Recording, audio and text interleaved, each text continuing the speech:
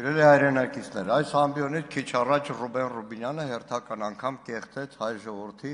վերջին 35-40 տարվա պատմությունը աղավաղեց, հայտարարելով, որ Հրայր Մարուխյանը Դաշնակցության բյուրոյի ներկայաց 3 կուսակցություններով համատեղ հայտարարություն արել ընդդեմ անկախության։ Եթե ցույց տա Ռուբեն Ռուբինյանը այդ համատեղ հայտարարությունը, ես այս ամբիոնից պատրաստ եմ փոխել իմ անունը։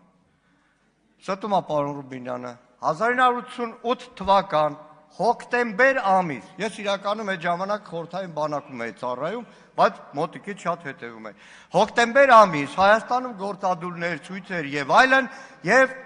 հայ ավանդական 3 կուսակցությունները համատեղ հայտարարություն են անում։ Առաջին կետ կոչ են անում խորհրդային Հայաստանի իշխանություններին տեր կանգնել Արցախի ժողովրդի ինքնորոշման իրավունքը եւ այդ հարցը դարձնել առաջնային։ Կոչ են անում Հայաստանի եւ Արցախի մեր հայրենակիցներին ծայրահեղական քայլերի չդիմել, գործադուլներ, դասադուլներ եւ այլն երկրի բնականon ընթացք չխախտելու համար։ Այսքանը